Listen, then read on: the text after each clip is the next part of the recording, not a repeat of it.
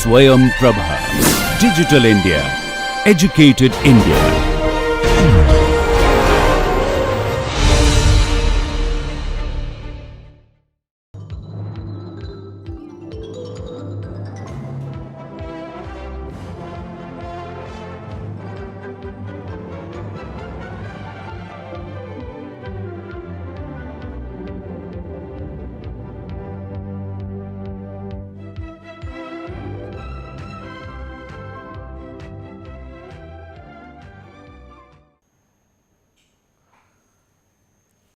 Welcome to Module 9, Lecture 1.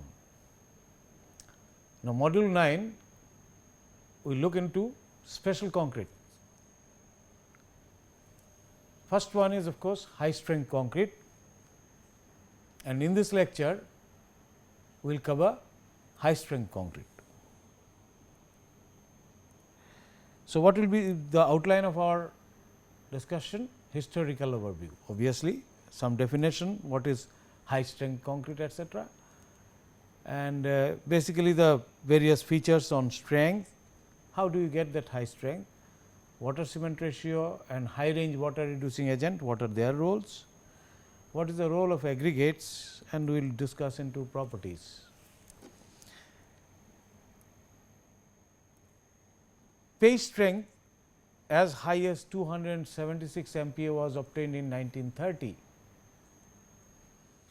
D. A. Abraham in fact could obtain a strength as high as 276 MPa in 1930. He used a water cement ratio of 0.8, right. He used water cement ratio of 0.8. Applied pressure, high pressure, applied high pressure,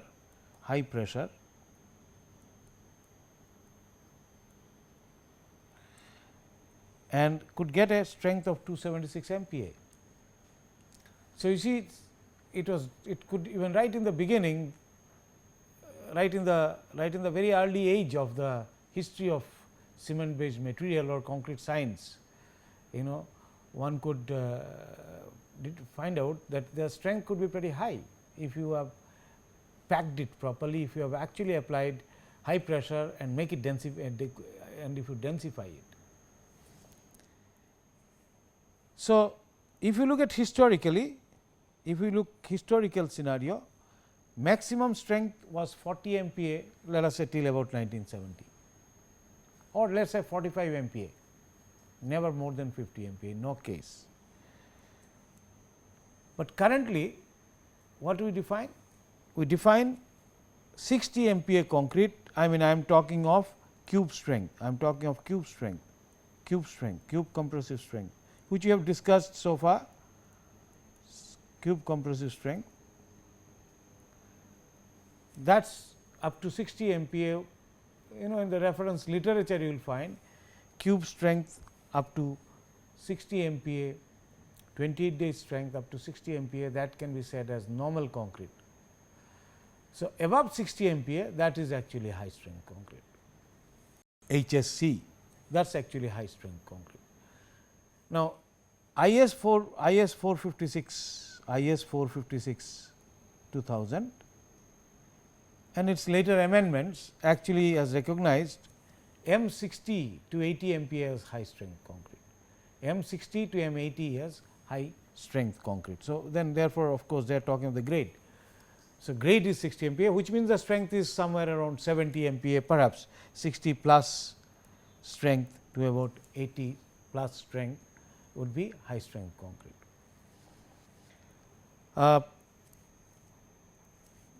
F 28 greater than 120 MPa will be called as very high strength concrete, very high strength concrete. But many of these systems which actually tend to become cement based material, cement based matrices, CBM I will call it cement based matrices, because they some of the ingredients of concrete may not be there. In some concrete, for example, very high strength concrete system, you may not have coarse aggregate. So, it is actually cement based matrices or cement based composite or whatever you call it. So, that is the kind of definition we have today as far as high strength concrete is concerned. But then there is something called high performance concrete. high performance concrete. Now, high performance concrete, you define now a set of performance. For example, strength is one performance, strength is one performance, strength is one performance, right, strength is one performance, strength, this is one performance. But then we have come across various kind of performances, fresh state performance, fresh state performance,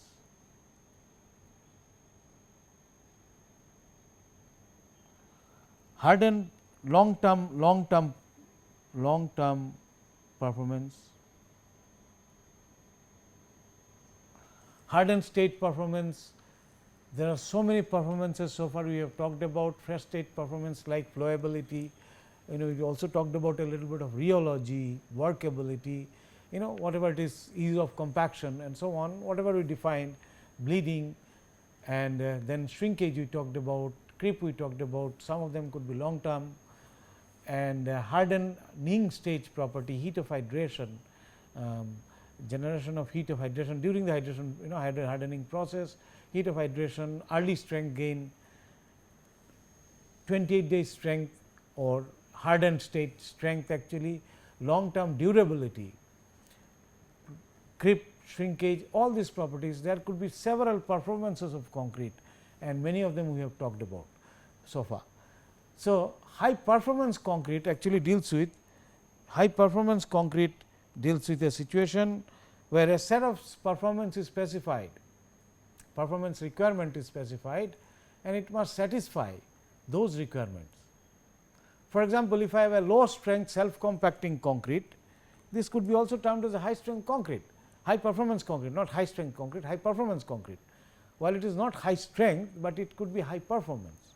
So, performance is, although most of the time high performance means strength is also a performance, but supposing I have defined certain properties at a very high level, I have specified at a given level, and that would be performances. So, high performance concrete, an analogy could be looked into like limit state design or ultimate load design.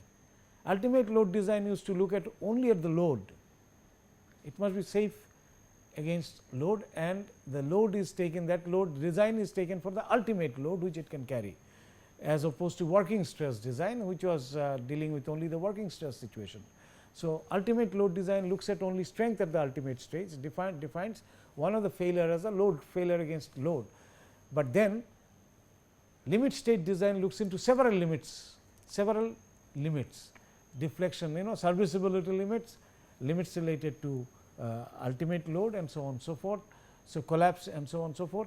So, therefore, here high performance concrete is something analogic. We are looking at many performances, and I might define a set of performance. So, strength could be one of the performance, there could be other set of performance I defined, and that should be satisfied by the concrete.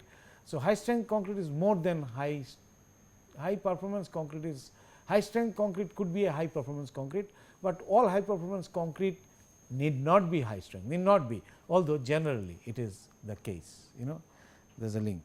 So, that is what is high strength concrete and high performance concrete, that is what is high strength concrete and high performance concrete, their definition. All right. Then I said that water cement ratio used was 0.08 by D. Abraham, and he also found that strength is a function of water cement ratio. In this manner it reduces. So, therefore, if I have low water cement ratio, strength will increase, and if you can pack it so well, you can get very high strength. So, therefore, this was understanding during D. A. Abraham's work, from D. A. Abraham's work, right. This was the understanding from Abraham's work, but then T.C. Power and their team actually found out the porosity, and they could link water cement ratio to porosity, capillary porosity, and this we have discussed, and we have actually talked in the very first module itself. So, porosity, and lower the porosity, better is a durability as well as strength is higher of hardened concrete. This is what we have seen through our discussion. So, therefore, the whole idea to get higher strength I must reduce porosity, but then I also talked about, if you recall, pore size. For the same porosity, smaller pore sizes will give you higher strength. So, reduction of the porosity and refinement of the pore sizes are important for high strength system. So, if you want to get a high strength system, then you must reduce down the porosity and you must also refine the pore sizes. Now, all this idea that came through over the years that result in high performance concrete, densified with small particle system, we will look at that, macro defect free matrices, reactive powder concrete. So, these are results of this kind of early breakthrough which gave into later understanding or later improvement, by reducing down essentially pore sizes and porosity, that is what it is. So, we will look into all these high strength matrices later on. Now, we will concentrate into high strength concrete, etc. Now, we said that if you want to get high strength concrete, then you must refine the pore and you must reduce the porosity. This is the main crux of the matter. And therefore, how do you do it? Well, you use a fine pozzolanic material such as silica fume, which we have discussed earlier, and you got to use low water cement ratio. That is what the idea we said, that water cement ratio must be lower, and this lower water cement ratio means you should be able to use some sort of water reducing agent, and obviously the aggregate size and other things packing must be appropriate. So, basically aggregate size and packing, that should be appropriate, packing should be appropriate, this is packing. All right. Now, just let me go a little bit historical. We have looked into all the pozzolanic material in the very cementitious material in the very first module, one of the earlier module we have looked into these materials and also looked into their history, little bit of their history also we looked into. Now, remember, this is a little bit linked to other industry as well, because this is a byproduct coming out from silicon industry or ferrosilicon industry. That is what we have looked into in the beginning. Pozzolanas were used for very, very long time. Historically, pozzolana were used 2000 or even more, that kind of time, historic times, just after prehistorics maybe time. From that time, Roman Empire used the pozzolanic material. So, there were the volcanic ashes. Then came, I told you, the lime and silica combinations were used, various ways, various part of the world, including India, where we use surki and so on so forth. Now, this gave rise to cement, but then material like fly ash became essentially from the environmental concern and reduction of the cement, which was costlier, which is a costly material in the cement based system. To reduce that, as well as from the environmental concern, fly ash has been used, but fly ash is not as fine as this. So, this was because thermal power plants came. So, like 50s, 60s thermal power plants came. So, 70s you used research on pozzolanic material, like use of fly ash was there. Blast furnace slags were now available, therefore, slag cements were also there. So, those research continued, but the electronics industry, semiconductor industry started developing in 70s practically, although the solid state electronics might have started from 1950s. I mean the research of transistor and all that, they started from 40s, late 40s and 50s, but the silicon as a material, its importance started possibly in 70s and 80s more. So, silicon industry or ferrosilicon industry grew, and that gave us the product like condensed microsilica or silica fume. So, it is only 80s when this material became available, and if you recall that this material is highly pozzolanic with a very fine size, rich in silica, that is what we discussed earlier. So, this material is finer than cement, and therefore, the fine pozzolanic material that became available as a byproduct from some other industry, which was which actually people started looking into its utility, and that is how the high strength concrete could come in 1980s and 90s and later on, of course. So, therefore, there is a historic reason why did it come, the other material was not, even before that material was not perhaps known, but not to the great extent that was there, and it was available, it was definitely limited. Today also it is not available everywhere. For example, in India we have to import it and it is costly. However, this is the material, together with this material, made it possible for high strength, made it possible to produce high strength concrete, all right, because this material is finer than cement. There are other routes tried to improve the strength of concrete, namely polymer concrete, which we will discuss sometime later on. Polymer cement concrete with rubber latexes, again we will discuss sometime later on. But they were costly, they are still costly route actually, but this gave us a viable way. After the ferrosilicon industry's development took place, this gave us a material which could be used, and this fine pozzolanic material, silica fume. Now, water cement ratio reduction, so that's one thing. Second issue is water cement ratio reduction. Now, if you want to reduce water to cement or even water to cementitious, there is a minimal required for standard consistency. We talked of it earlier, that at least you require water for standard consistency for the paste, otherwise paste itself will be somewhere dry, somewhere solid. So, it will not be simply workable, proper dispersion of the particle would not be there. So, you could not have gone to a very low water cement ratio, but for the construction chemical development. Now, historically when you looked at the admixture, you could remember historically lignosulfonates came pretty early, 1930s even.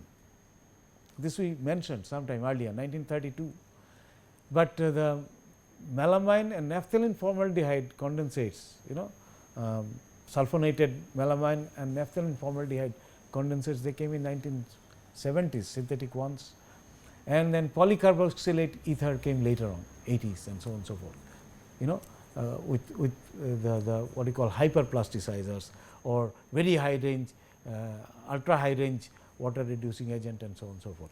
So, now this could actually disperse the cement or cementitious particles significantly, and thereby increase, or the water required for consistency could be reduced. So, low water cement ratio could be achieved only when you have high range water reducing agent. Otherwise, you will have to apply a high pressure to get that kind of strength, like in the paste. Concrete, of course, it would be fairly difficult, technologically may not be a viable situation.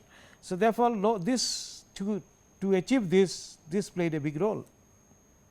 Now, this is anyway required, but this two things are the high range water reducing agent and the mineral admixtures. Now, that brings us to the situation that actually 6 component rather than 4 components concrete, 6 components rather than 4 in concrete, 6 component concrete rather than 4, 6 component rather than 4 in concrete. So, basically earlier we are using cement, water, coarse aggregate, fine aggregate, 4 components, 4 components. That is very conventional, very old. Even modern engineered concrete of any strength should preferably be 6 component, because the 5th and the 6th component will allow you to reduce cement and get better property, make it cheaper, economical, more sustainable. So, modern concrete all should be 6 component, but high strength concrete cannot be 4 component at all.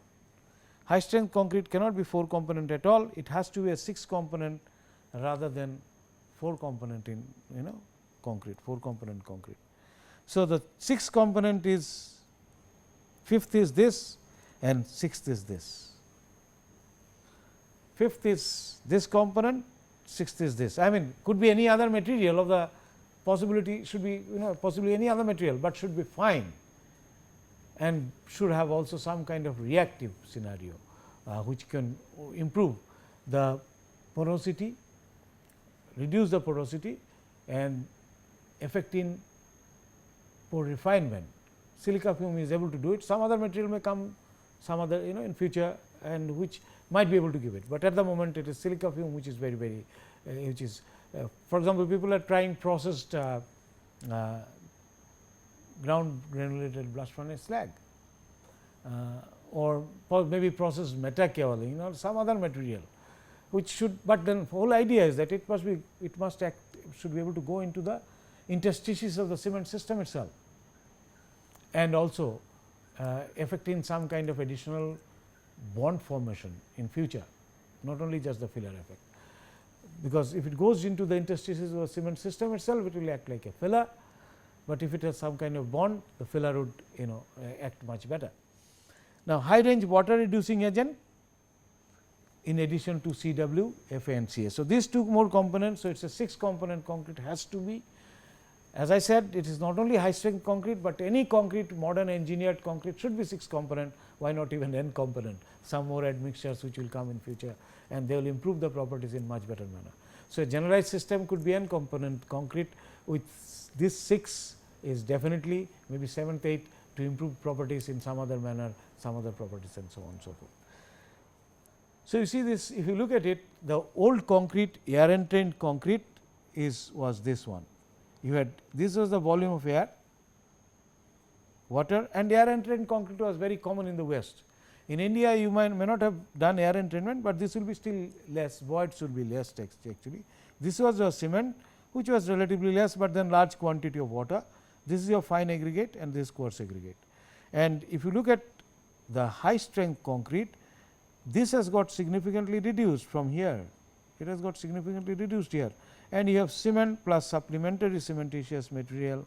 These are the relative volume, air volume we are reducing, the void volume in the just hardened state you can think of, water volume which is actually reduced in the system, and cement, and this is mineral admixtures, and then fine aggregate is this, and coarse aggregate is coarse aggregate is this is your coarse aggregate. So, fine aggregate, coarse aggregate.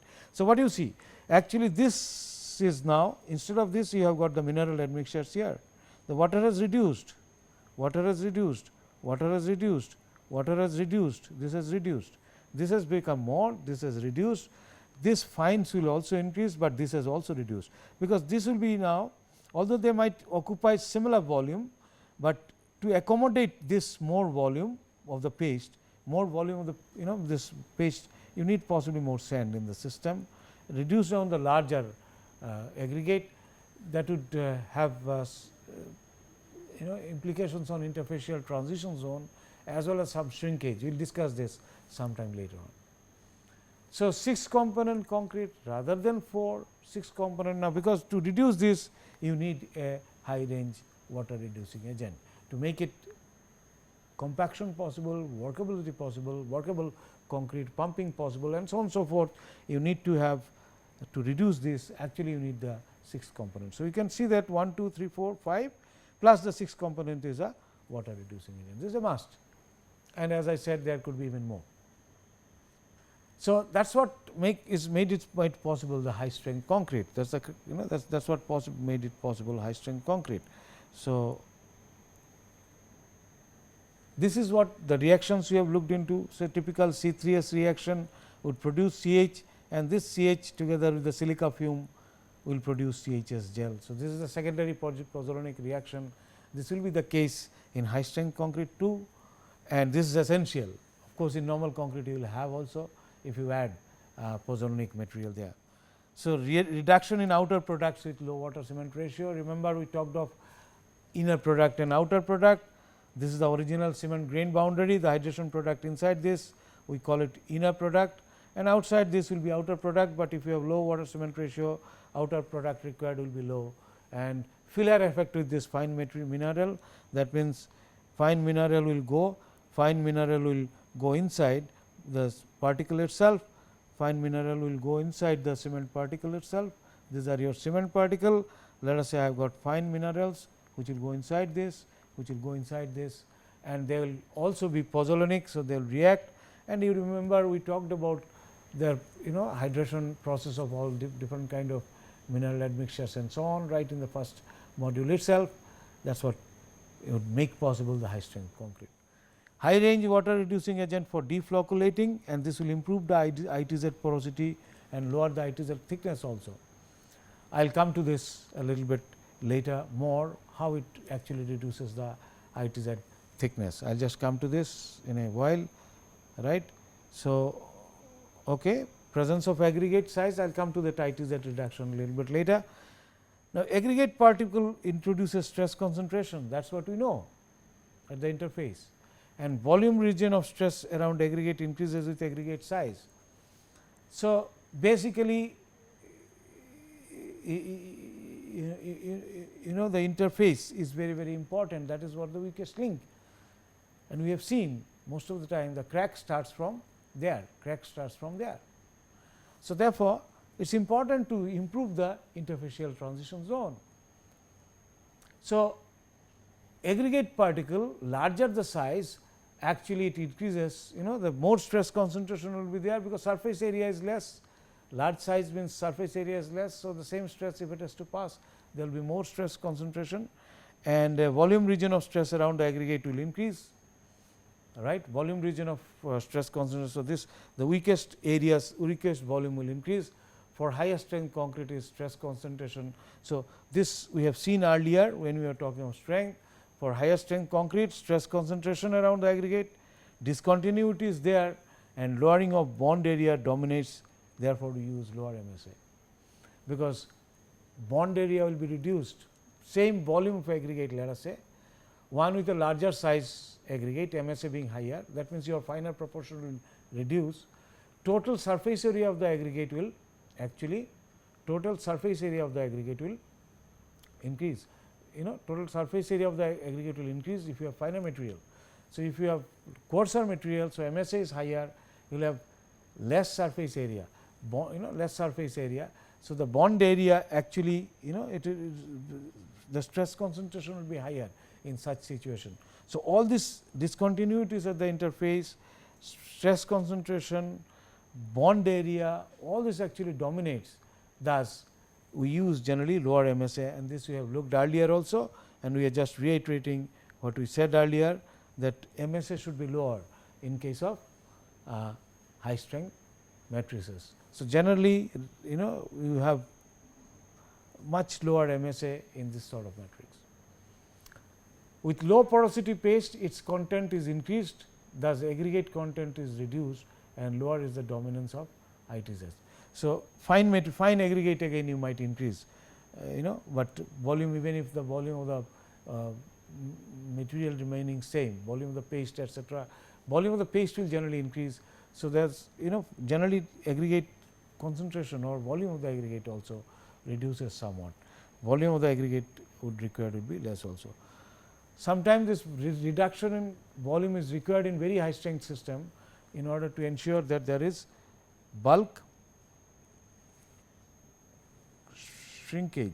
For example, shrinkage in the bulk, whole material shrinks, rather than shrinkage like this, this is your matrix, and you have got lot of aggregate, let us say lot of aggregate.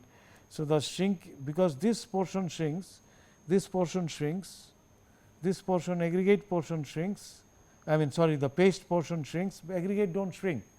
So, you might have cracking here actually, crack could be developing here, because of this shrinkage of this one, shrinkage of this one, shrinkage of this one, but shrinkage of this one, but no shrinkage of this one. So, essentially bulk shrinkage can reduce, it can actually introduce a kind of compression here onto the aggregate and improve the interfacial bond. So, this can reducing the aggregate quantity in higher strength system might have an advantage in terms of this as well, right. One thing is reduction on the interfacial transition zone volume itself, other would be even shrinkage, bulk shrinkage, the whole thing will shrink together. So, if there is an aggregate, this will also, since everything shrinks less aggregate. So, therefore, this would actually might compress the aggregate itself. So, this is one fact which should be useful to understand very high strength concrete, why it does not use very large size aggregate. Cement, it should be good quality OPC, preferably higher quantity of C3S and C2S with low C3A, higher quantity of C2, C3S and C2S with low C3A. because this will ensure higher CH formation and less heat of hydration, because this is the one which is is responsible for heat of hydration. It has got the highest heat of hydration. So, heat of hydration will be reduced if I have less C3A, and this would generate a lot of calcium hydroxide, which can actually react with the pozzolanic material to improve the properties altogether. So, more CHS. So, this will also reduce down secondary effect of conversion. Now, what is conversion?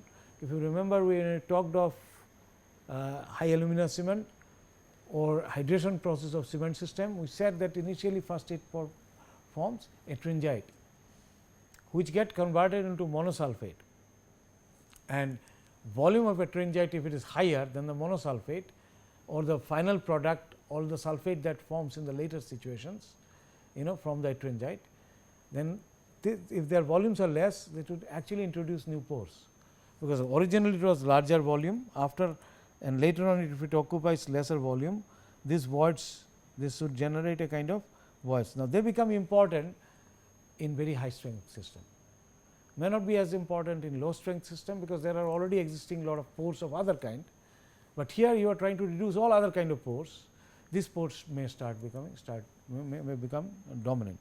So, therefore, secondary effect of conversion and low heat of hydration would actually, it would be better if you have low C3A content. Low water cement ratio. So, C obviously is usually greater than 400 kg per meter cube. Cement could be finer, which will be easily reactive, but should not be too fine to improve or increase the high rate of hydration.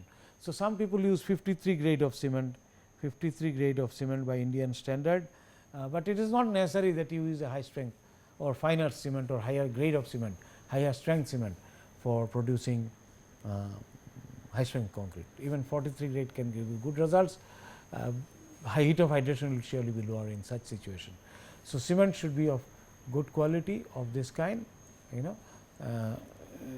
for high strength concrete. Low water cement ratio. Water cement ratio should be less than 0.3, and therefore, would need water reducing agent for consistency, that we have seen.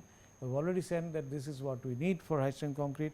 So, what we are seeing, good quality cement,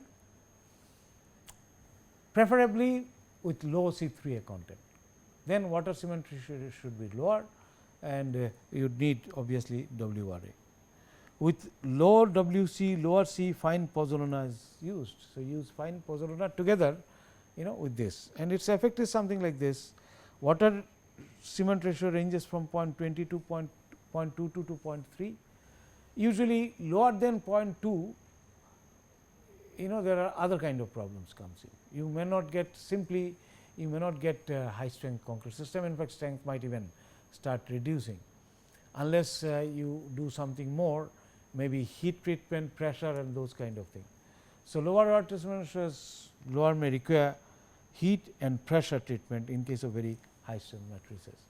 So, basically otherwise you may not get that improvement. So, generally high strength concrete we restrict to usually 0.27, 0.28 and so on, so forth. Water cement ratio is this, but very high strength system you might get still lower, but below 0.2 might require heat pressure treatment for improvement in the strength, higher strength. So, let us see how does water reducing agent works. This is where cement, before they would be touching each other, before you have added any without any high range water reducing agent, kind of flocculate together, but you add high range water reducing agent, they get absorbed onto the grains, and they would result this kind of dispersion. And this is what we have seen already we have discussed this. I am just reiterating the whole thing. So, this was the scenario with high range water reducing agent, they get better dispersed, they get separated out, and when you are adding water reducing agent together with the silica fume, no superplasticizer, this is the situation. With superplasticizer, this will be the situation, and when you have silica fume or such fine material, they will just penetrate, and fill it into this interstitial space. So, this one get pushed apart and they are dispersed with high range water reducing agent, that is sulfonated melamine condensates or sulfonated naphthalene condensates or polycarboxylic ether type of things. This is of course the most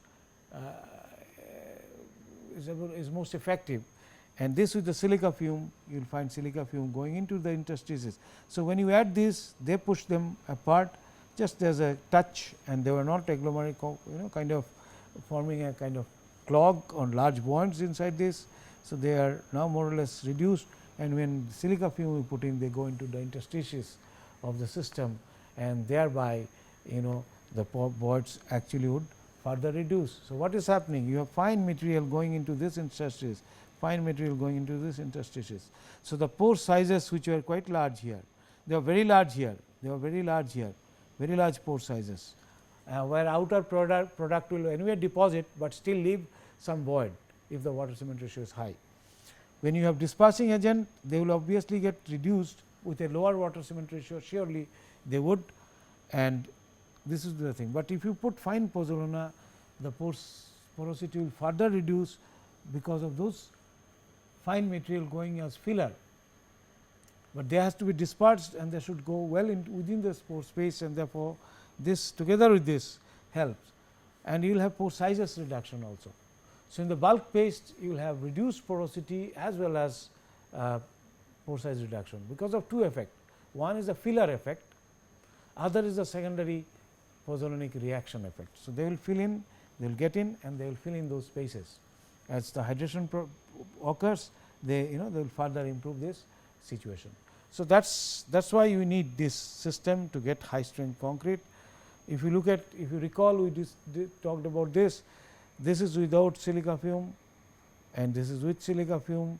So, porosity, total porosity, this axis is cumulative intruded volume of mercury. So, if you do a mercury porosimetry, how much mercury has altogether penetrated? Originally it penetrated more per kg, or whatever it is, in some volume or volume per unit volume or per unit mass, and this is originally it penetrated, that means porosity is more. Now, after silica fume this is reduced.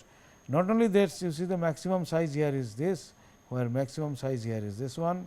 So, therefore, there is a reduction in the size as well as volume of the pores. Both sizes of the pore would reduce and volume of the pore will also reduce. Now, that is what we have seen, because it goes into the interstices of the cement system and therefore, reduce the porosity, act as a filler. And further, now it will be the interstitial pores between the silica fume themselves. It will be the simply the pore sizes will be governed by these spaces, the interstices space within this system.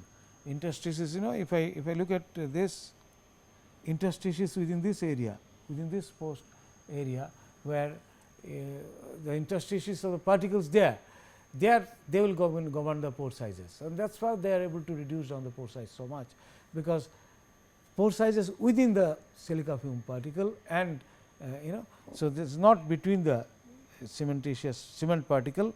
So, therefore, this is able to reduce down the pore sizes as well. So, that is why silica fume together with high range water reducing agent are able to reduce the porosity as well as pore size distribution, and therefore, improve the strength of the paste. If I may call it cement silica fume paste, its strength will be improved, significantly, right. This has been observed by some people, and they find the paste strength with silica fume content, of course, it does not change much. Content wise it does not change much, there is a reduction, the strength of course is 5%, 10%, beyond 15%, then it is not able to go into the interstices anymore, but you are adding only silica fume alone. So, pore sizes will be smaller, but the total porosity might even may not improve any further. So, this is one experimental results. Supposing I add 20-30% silica fume, they will be packing, they would be actually too much quantity. So, they will not only they will push the cement particle out, and the porosity within or the pores within the silica fume system will start dominating. That is what we talked about when we were talking of particle packing, when we were talking of packing densities and so on. There is an optimal proportion at which actually your packing density is maximum. So, here also silica fume is acting as a filler. So, since it goes as a filler, there is an optimal quantity. Besides that, actually they will also reduce down the porosity by their secondary reaction. So, adding large quantity of silica fume does not help, not more than 10-15%, rarely more than that. I mean, it will never be more than 15%. Third aspect, of course, is the cost of it. It is not a very cheap material. So, it might be costlier than cement, as I said, where if you are importing, in India it is about 7-8 times costlier than cement. So, therefore, you you can only use it in limited quantity, but it is used that in an engineered way, so that its advantages is realized in full. So, the strength of the concrete, paste strength increases in this manner, but the concrete strength increases significantly. Now, we will come to that. Why does concrete strength increases significantly? Because concrete strength is governed by interfacial transition zone. An interfacial transition zone improves. Let us see how does it do. Let us just see. Okay. So, ITZ will be improved. So, it has been observed that 0% silica fume and 15% silica fume, this is your 15% silica fume situation, 0% silica fume, right. So, this is the distance from the bulk paste aggregate surface concrete and volume of pores with silica fume. Of course, bulk paste close to the aggregate 0% has got high porosity. This is no silica fume, no silica fume, no silica fume, no silica fume, no SF.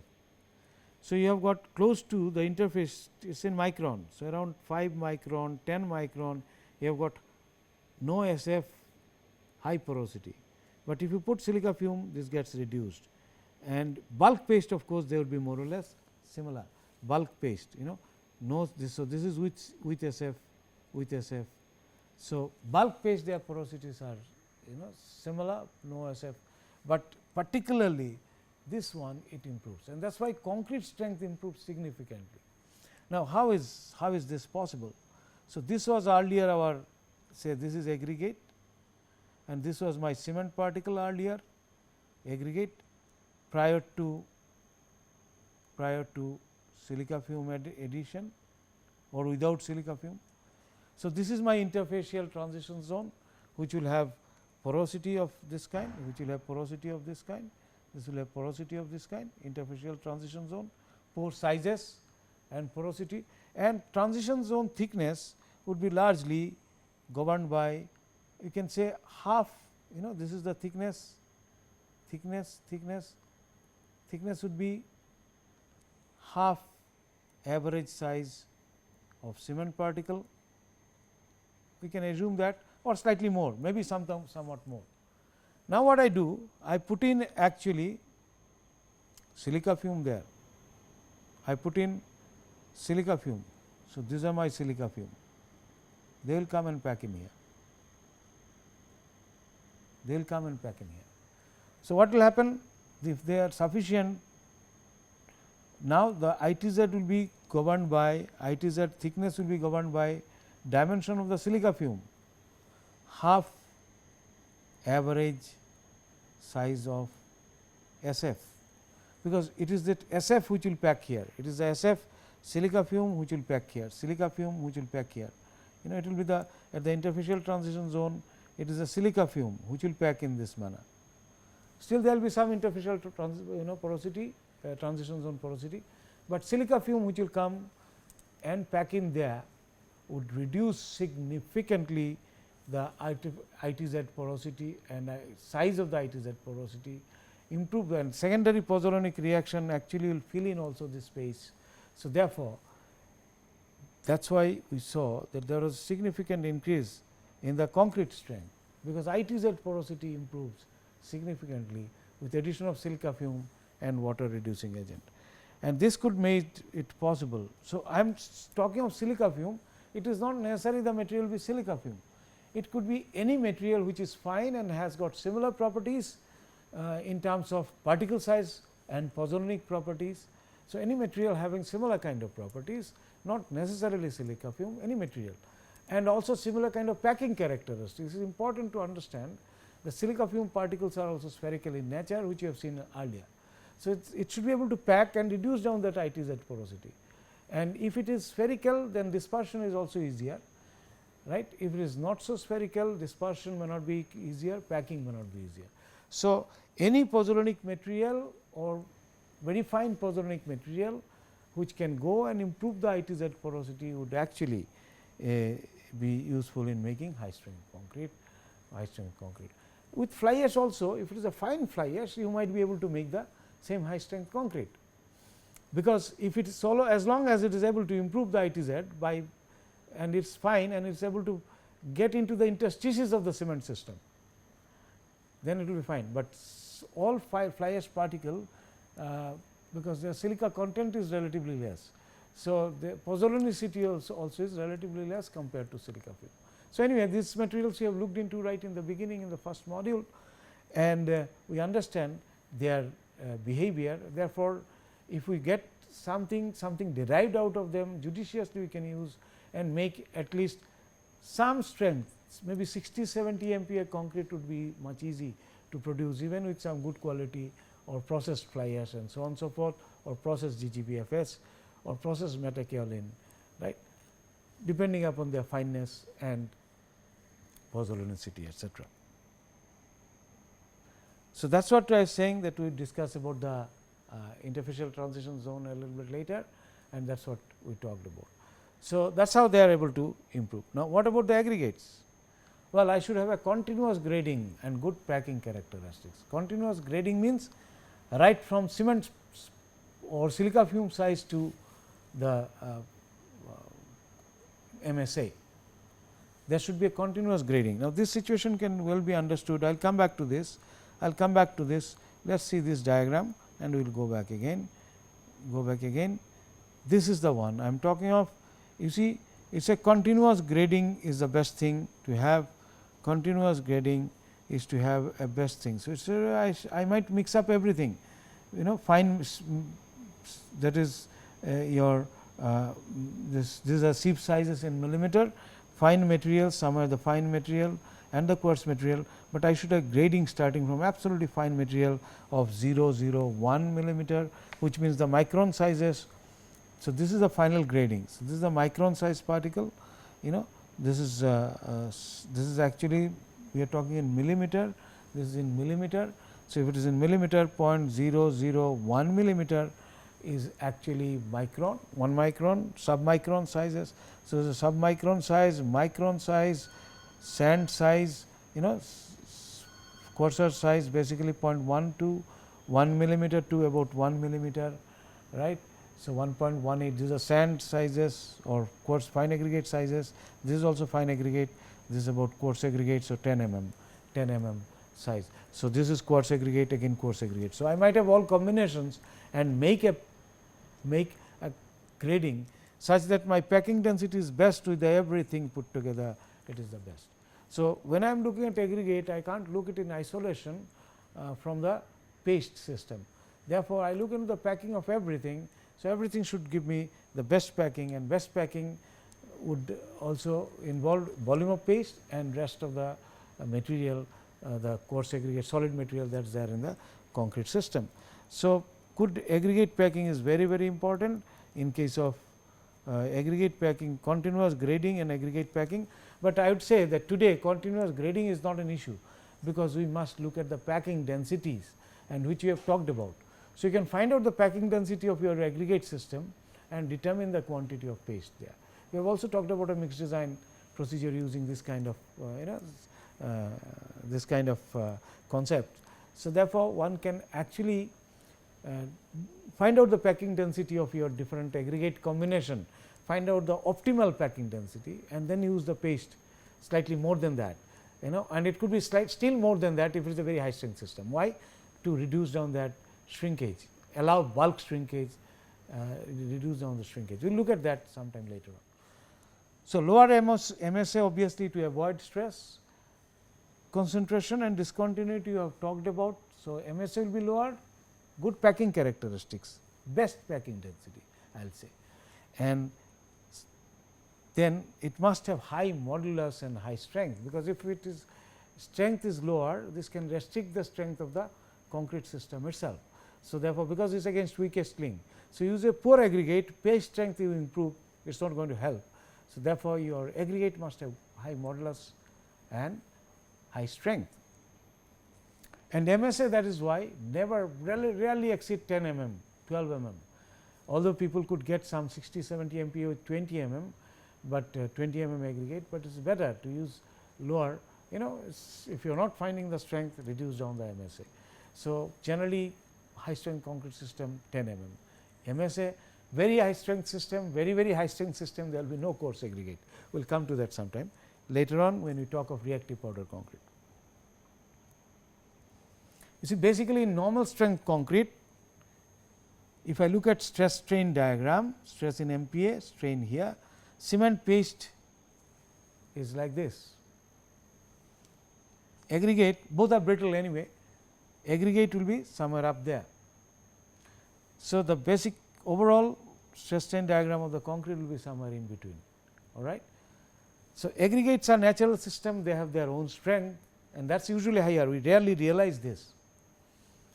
It's like you rarely realize this actually, we have, because it is controlled by this, but in high strength concrete I improve this cement paste, therefore, this value goes up here somewhere there, if I take it, if I make it here, and this would be somewhere there, or if I bring it down, this strength increases because of this would go up, this would go up, this whole curve goes up because this pushes it up. So, we improve the cement paste, we improve the ITZ, and therefore, my aggregate and my cement concrete improves. Now, remember, if I have this one somewhere there, then the strength would be reduced. So, I must have a good high aggregate strength, and modulus of elasticity also should be higher, because you remember critical stress is a function of modulus of elasticity of the concrete system without pores. Now, the modulus of elasticity of the concrete system is a function of the modulus of elasticity of aggregate and as well as the cement paste. So, therefore, critical stress will be lowered if I have lower modulus of elasticity, so of aggregate. So, therefore, one must look into this, it must have good modulus of elasticity, good strength. It is like balanced design. If you must have done RC design, where we try to do a balanced design, where strength of the concrete or concrete and the steel fails together. So, this is a balanced system. Now, here actually ITZ was failing earlier. I have 3 component, I will say the matrix, I have the paste matrix, the ITZ and aggregate. So, if all of them fail together, that would be a most efficient system. So, aggregate, ITZ, paste, everything should fail together. So, earlier when paste strength was low, ITZ strength was poorer, they would have dictated the strength, but as soon as I increase the strength of this 2, paste and ITZ strength I increase, the aggregate everything may fail together. So, what you see is in case of high strength concrete, if you are crushing a cube, you might see the crack passing through the aggregate as well.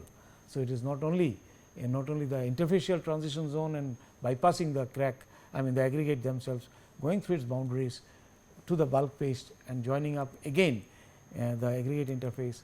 This may not be the case here, you might find that it passes through the aggregate itself, because it is almost a balanced system where efficiency of everything is being utilized. And how do we do it? By improving the ITZ through fine material, pozzolanic material which can get inside and water reducing agent which will disperse the particle and allow finer material to get into them, get into the interstices of those cementitious particles, and both at the interface of the aggregate system at ITZ as well, and improve this porosity and refine the pores. So, that is the principle of high strength concrete. That is the principle of high strength concrete.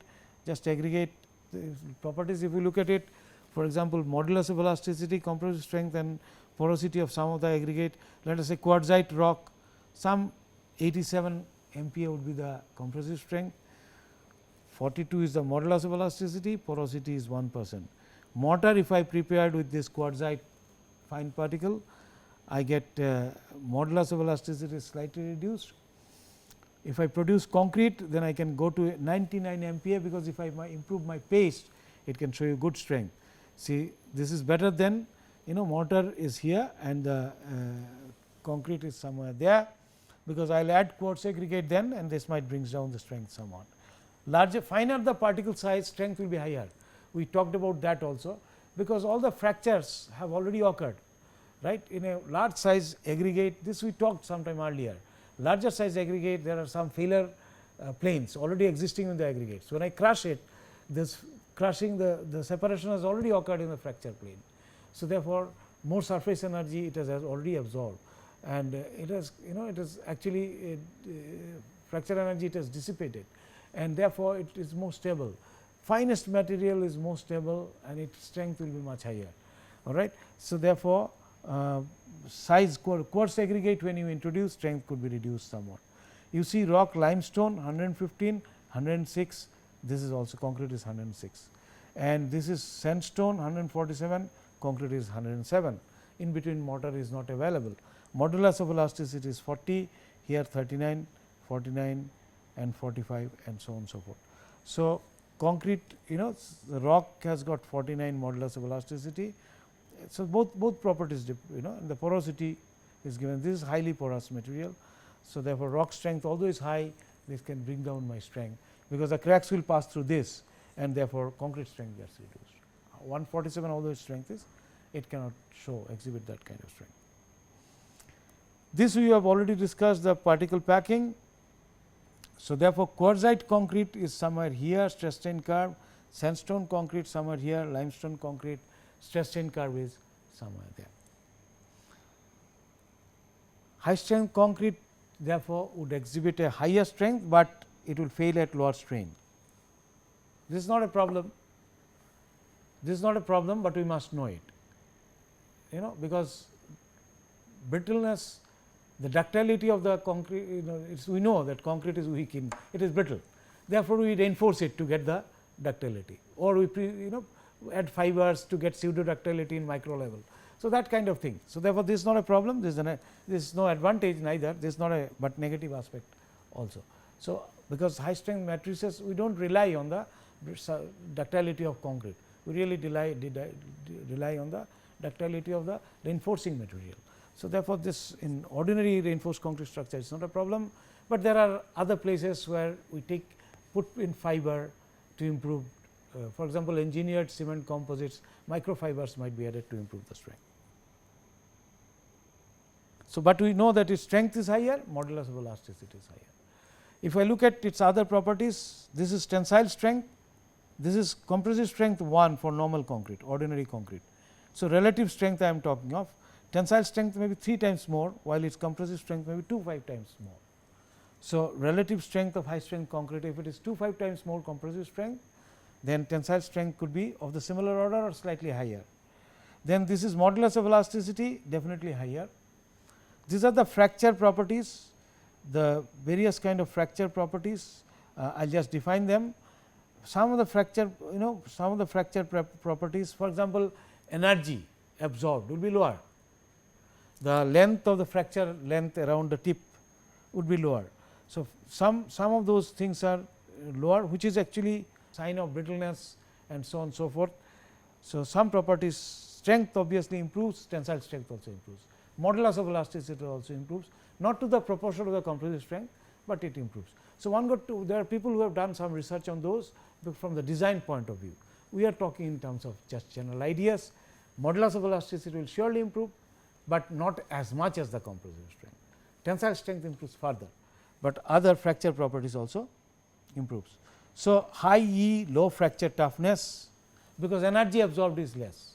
Stress strain curve, area under the stress strain curve is lower now. It was somewhere here, now this area is lower compared to this. So, therefore, toughness could be lower. Very good durability, because low porosity, nothing can enter, but one must see against magnesium sulphate, because magnesium sulphate can attack the CHS itself. So, the it's still good against all sulphate, all kind of durability, because its strength, it does not allow anything to penetrate through it. Improved mechanical properties. So, fracture energy, KIC stress intensity factor, this is lower, fracture energy is lower, L0 is the dimensions of microcrack zone ahead of the tip advancing crack, these are lower. This is lower, this is lower, that is what we have seen. That is what we have seen earlier. This is lower, this is significantly lower. So, this is around the crack, the micro cracking zone, and fracture energy is of similar order, and this KIC is the intensity factor, fracture intensity. So, this stress intensity factor are similar. So, these are some fracture properties, this is like this. Fire property is suspect. Some people say it is not very good against fire, unlike the conventional concrete, because of its low porosity. When hydrated water wants to get out of the system, it has no way to get out. One of the theories put forward, therefore, there are cracks. CHS gel, when it breaks down under fire, if you heat it to 600 degrees centigrade, 500 degrees centigrade to 600 degrees centigrade, CHS gel will break down. So is calcium hydroxide. So, when they break it down 750 degrees centigrade, calcination of like calcium hydroxide will break down, and it will go out, it will remain as calcium oxide, and water will H2O will grow. Now, water does not have a way to get out, because it is fully dense, no porosity. So, therefore, cracking may occur, spalling occurs easily. So, fire property is suspect. One has to see what properties are good and what properties are not good, but we have seen that its strength is very good, durability is also very good, and we have also seen the fracture properties.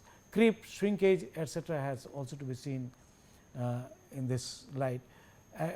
Their properties also to be seen. So, maybe next lecture we will look into some of this. So, today in this lecture we have looked into high strength concrete principles, and we have looked into some properties. Next class we will look into the additional properties, whatever is left, the mixed design procedure, then we will look into other high strength systems. Thank you very much.